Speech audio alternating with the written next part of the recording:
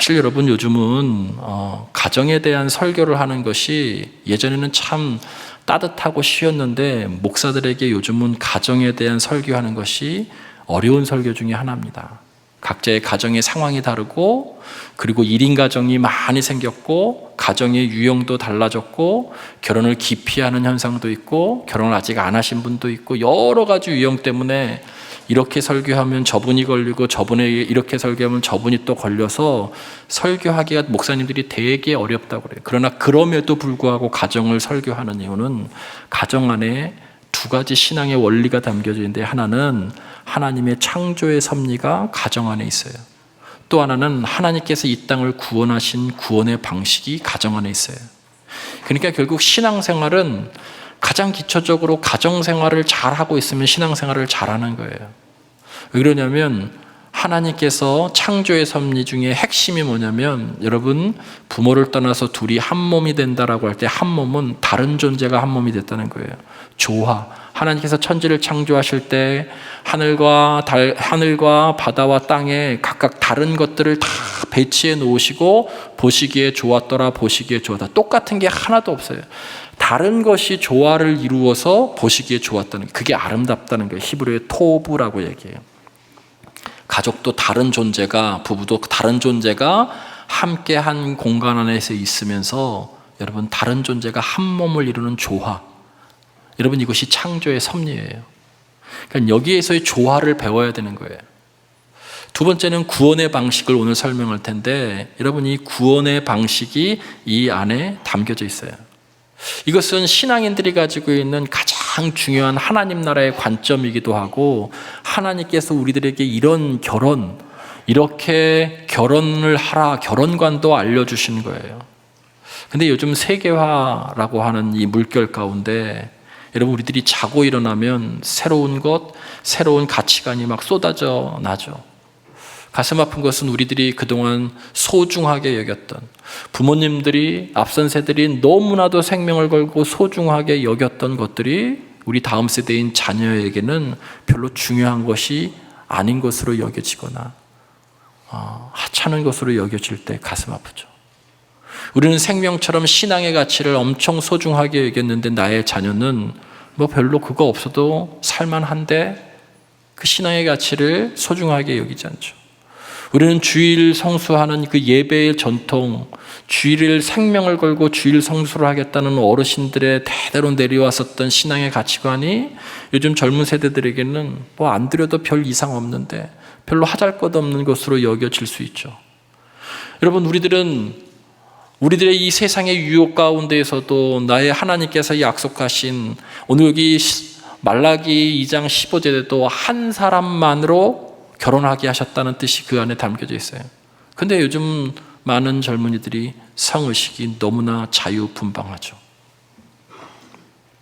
우리들이 소중히 여겼던 가치들이 점점 퇴색해가거나 다음 세대들에게는 별로 중요하게 여겨지지 않는 혼돈의 사회를 겪고 있죠. 이 당혹스러운 혼란은 지금만 있는 것이 아니고요.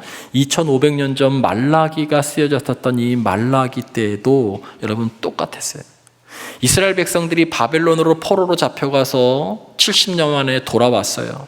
포로 생활을 하는 동안 그 앞선 세대들은 하나님께 예배했었던 그때가 가장 행복한 것이구나라고 하면서 신앙을 오히려 고난 가운데서 바벨론의 포로 상황 가운데서 신앙의 중요성을 깨달았어요. 그런데 돌아와서 온전한 신앙생활을 했었어야 되는데 얼마 가지 못해서 오늘 이 말라기 시대에 느헤미야 시대에 그리고 에스라 시대의 동시대인데 이스라엘 백성들의 패역한 모습을 담고 있어요. 그게 왜 그럴까? 그들이 바벨론이라고 하는 큰 세계에서 새로운 것을 보았기 때문에 그래요. 우상의 문화가 가득한 그 땅에서 그들의 결혼관, 그들이 소중히 여겼던 가치관, 성의식이 이때도 다 무너져 내린 거예요. 이스라엘 백성들은 어렸을 때 정혼한 여인과 결혼하게 돼 있었죠. 근데 오늘 성경에서 그것이 무참하게 무너져요. 느헤미야와 에스라와 말라기에서 공통적으로 얘기하는 것이 뭐냐면 이방 여인과 결혼하는 문제예요. 여러분, 이방 여인과 결혼한다라고 하는 것이 잘못됐다, 성경을 읽고 그렇게 해석하면 이건 문자주의예요. 그럼 국제 결혼이 안 되는 거예요. 여러분, 성경을 그래서 그렇게 해석하면 문자주의가 그래서 위험한 거예요. 문자 뒤에 있는 하나님의 뜻을 잘 해석하는 것이 중요한 거죠.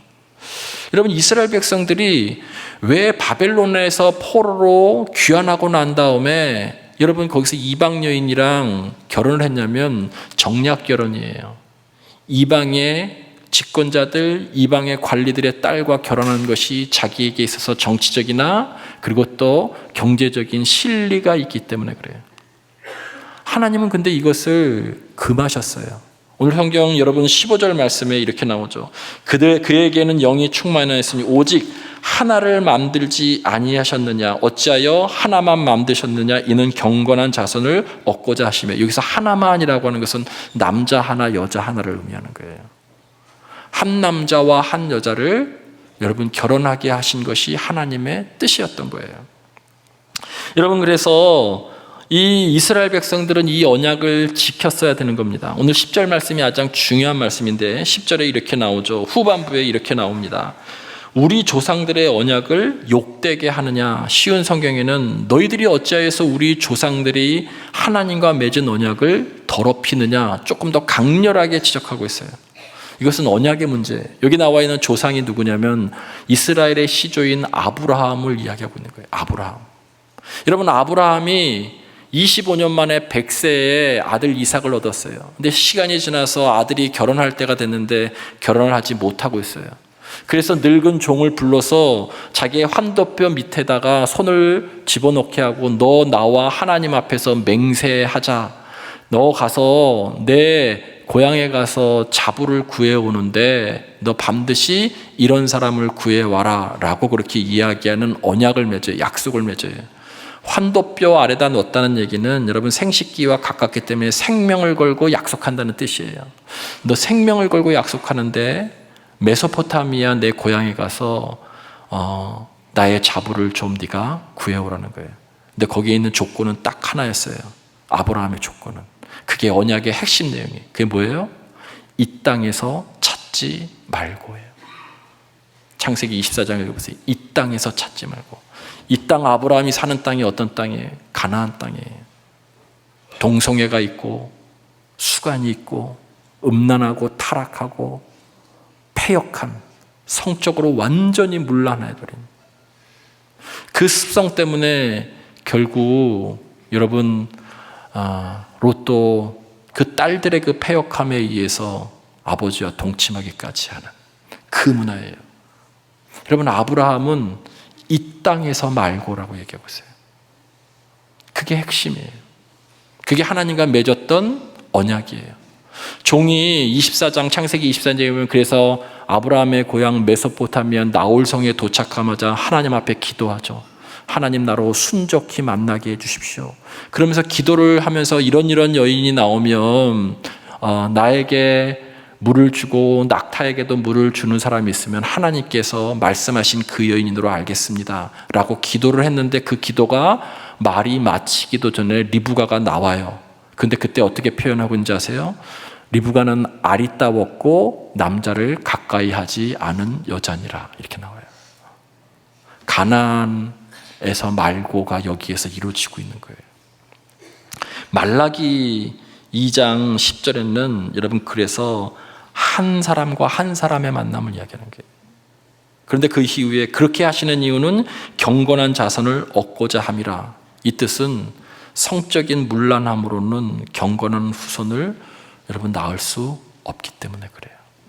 이것은 아브라함 때만 지켜진 것이 아니고요. 이 언약은 하나님과 종이 하나님 앞에서 맺은 이 결혼과는 여러분 이스라엘 백성들이 대대로 조상 때까지, 조상부터 그 후대까지 계속해서 지키는 언약이에요. 아브라함 때만이 아니고. 근데 이 언약을 바벨론 포로에서 귀환했었던 사람들이 자기의 경제적인 실리와 정치적인 이유 때문에 그것을 다 포기하고 육체적인 그런 시선 때문에 그리고 정치적인 정략 때문에 그리고 이 경제적인 실리 때문에 이방 여인이랑 결혼을 해요. 특히 이방 여인이랑 결혼하는데 자기의 조광지처를 버리고 정혼한 여인을 버리고 그렇게 하는 거예요. 하나님은 그것을 통렬하게 비판하시죠. 결혼에 대한 책을 가장 많이 썼던 신학자는 게리 토마스라고 하는 분입니다. 이 게리 토마스라고 하는 분이 결혼을 그의 신성한 결혼이라고 하는 책에서 이렇게 정의하고 있어요. 우리 다 함께 한 목소리로 좀 합독해 볼까요? 시작.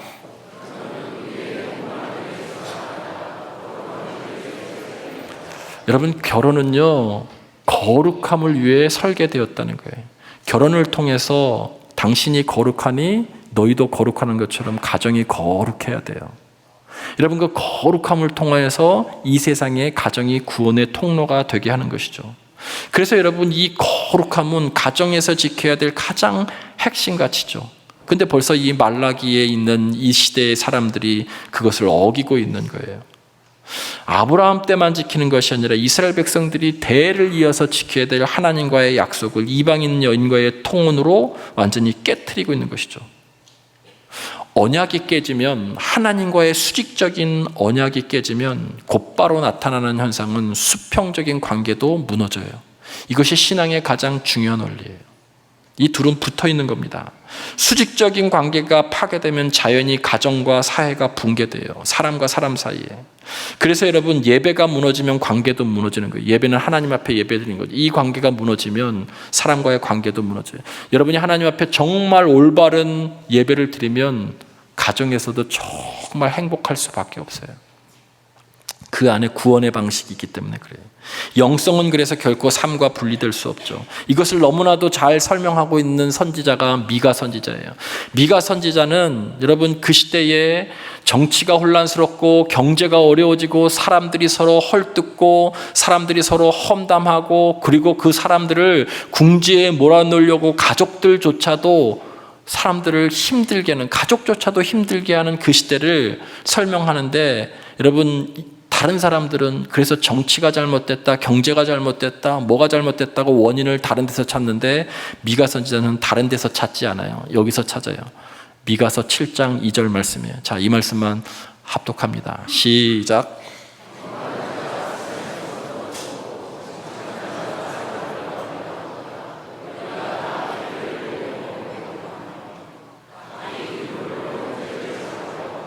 자, 여러분, 각기 형제들을 잡으려고 매복해 있고 덫을 놓는다는 거예요. 자, 앞에 부분 좀 설명할게요. 자, 미가 선지자는 사회가 총체적으로 부패한 원인을 무슨 뭐 정치가 잘못됐고 뭐가 잘못됐는 것을 찾잖아요. 딱 2절 한마디로 이렇게 얘기해요. 세상에 경건한 자가 끊어졌고 정직한 사람이 이 세상에 없도다, 이렇게 얘기해요. 이게 원인이에요. 하나님이 말씀하시는 원인이에요.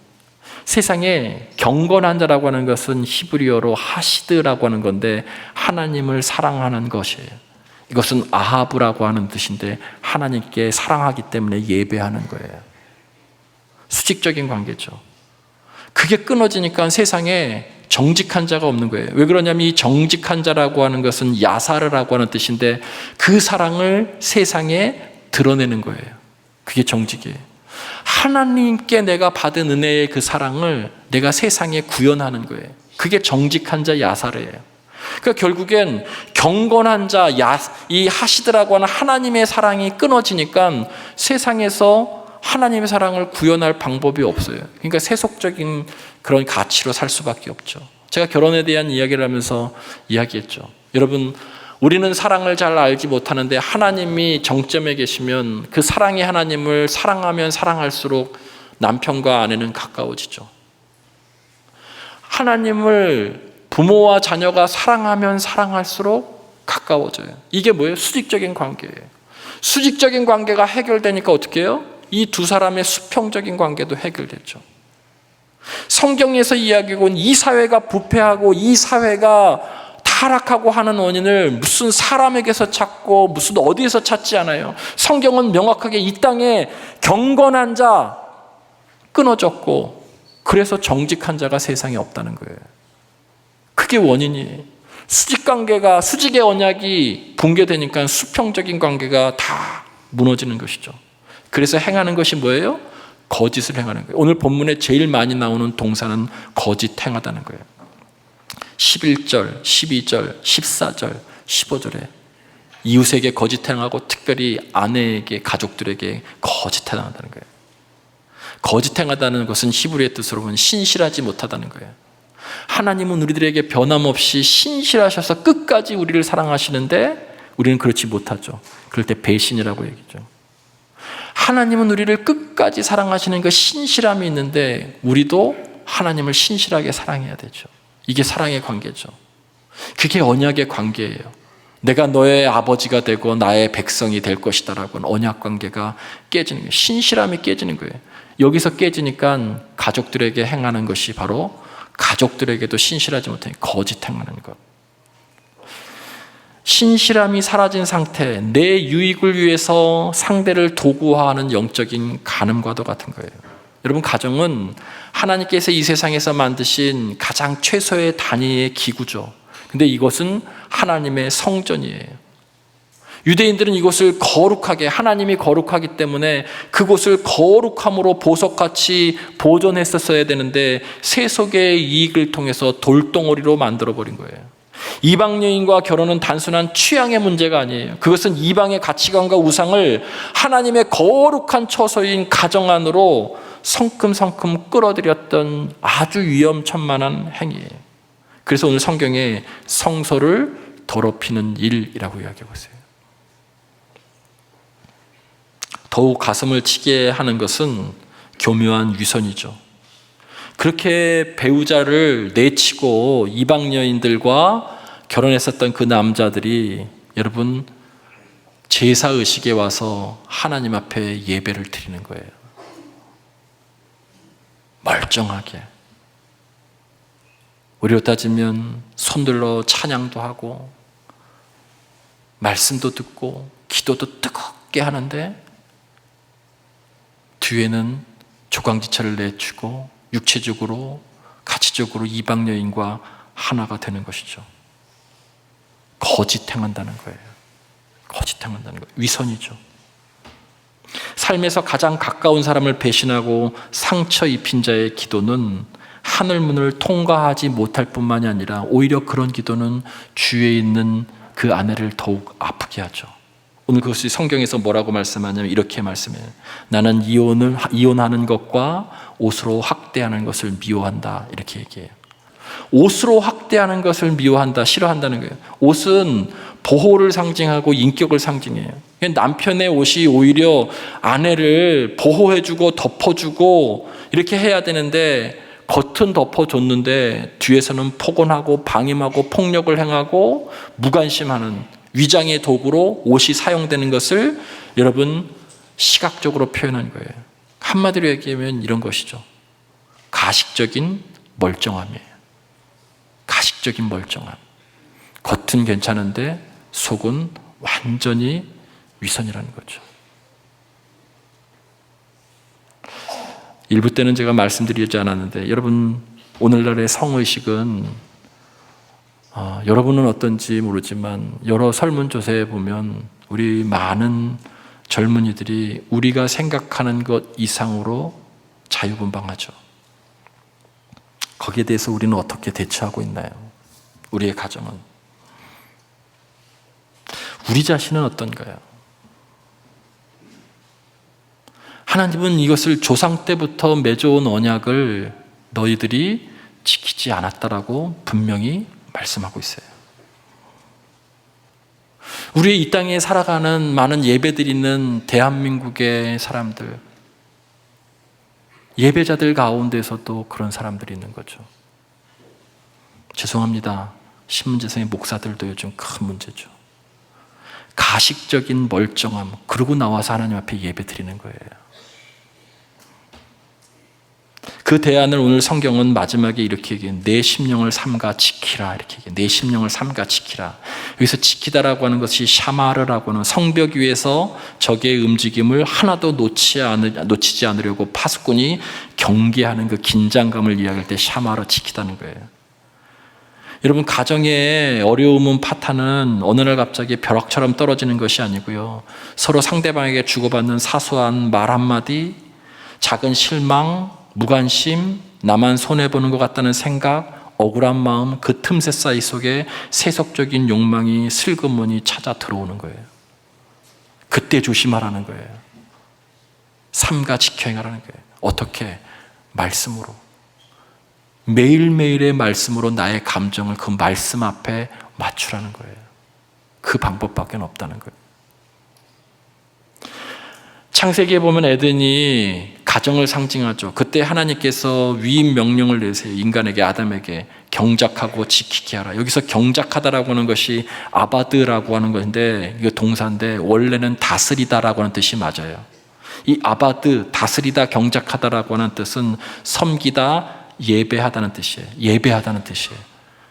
쉽게 얘기하면 이런 거예요. 여러분이 오늘 신실하게 예배 드리는 것처럼 집에서도 그렇게 가족을 섬기라는 거예요. 섬기다, 예배하다. 여기서 여러분이 하나님을 섬기는 것처럼 가족을 온전히 섬기라는 거예요. 여기서 예배를 잘 드리고 신앙생활을 잘하는 것 같지만 가족에게 못하면, 가정에서 못하면 그것은 하나님에게 온전히 예배하지 못하는 거라는 거예요. 이것은 떨어질 수가 없는 거예요. 정말 여러분이 가족의 이 자리에서 예배를 온전하게 드리고 신앙의 가치가 있는 사람이라면 여러분 가족에게도 잘 하셔야 돼요. 근데 그게 쉽지 않죠. 그래서 문제죠. 그게 쉽지 않아요. 애들이 말을 들어야지. 아내가 내 말을 잘 들어야지. 이게 문제인 거예요. 그런데 하나님께서 이 땅을 섬기셨던 방법도 아바드예요. 십자가의 방식. 그래서 창조의 섭리와 구원의 섭리가 여러분 이 가정 안에 있는 거예요. 기독교의 영성은 세상의 피라미드 구조를 뒤집어요. 큰 자가 작은 자를 섬기고 강자가 약자를 섬기고 먼저 믿은 사람이 나중에 믿은 사람을 섬기고 큰 부모가 작은 부모를 섬기는 거예요. 큰 자가 작은 자를 섬기는 것이 기독교의 섬기, 그게 아바드예요. 그러니까 힘든 거예요. 죄가 우리에게 들어오고 난 이후에 창세기에 보면 여자는 남자를 원하고 라고 할 때 이 원하는 것은 성적인 것이 아니고요. 지배하고 싶고라는 거예요. 남자도 여자를 지배하고 싶고 서로 군림하고 싶은 거죠. 부리고 조종하고 싶은 거죠. 이게 죄의 현상이에요. 그런데 예수님은, 하나님은 섬기라고 그랬어요. 큰 자가 작은 자를 섬기는 것. 나는 섬기러 이 땅에 오셨다는 게 어떻게 섬겼어요? 십자가의 피 흘리심으로 섬겼다는 거예요. 우리 인간의 이 황폐한 밭을 포기하지 않으시고 끝까지 경작하셔서 생명을 일구어 내신 분이 예수 그리스도의 십자가예요. 그것이 섬기는 것, 예배하는 것이었어요. 사랑하는 성도 여러분, 가정이 살아야 이 나라 이 민족이 그리고 소망이 있습니다. 살아나고 소망이 있습니다. 결론적으로 다시 말씀드리면 수직관계가 회복돼야 수평적인 관계도 회복됩니다. 여러분이 이 예배를 온전하게 드리시고 하나님을 잘 사랑하고 섬기는 이 예배가 온전해지고 예배 안에서 주어지시는 하나님의 말씀을 온전하게 실행할 때, 그 은혜를 알 때, 그 뜻을 알 때 수평적인 관계도 회복됩니다. 이렇게 설교하고 나서 일부 끝나고 설교하고 났는데 사무실에서 잠깐 차를 마시고 있는데 또 한 성도가 와서 얘기하더라고요. 우리 가정도 가정 예배가 회복돼야 될 텐데, 이렇게 얘기하더라고요. 우리 가정, 우리 어떤 성도가 저한테 얘기하더라고요. 저도 어렸을 때 많이 아이들이랑 드렸는데 커가면서 참 숫자가 빈번하게 줄어들어요. 여러분, 근데 이런 얘기가 있습니다. 가정 예배는 흉내만 내도 복을 받는다. 이 정도예요. 가정 예배는 흉내만 내도 그 가정에 복을 받는다. 여러분은 여러분의 가정이 하나님 앞에 올곧게 다시 수직관계를, 그 언약의 관계를 회복할 수 있는 방법이 무엇인지를 결정하고 선택하고 실행하는 것은 여러분의 몫이에요. 그것이 어떤 형태이든지 간에 여러분이 먼저 하나님 앞에 올바로 서시는 우리 모두 되기를 주님의 이름으로 간절히 축원을 드립니다.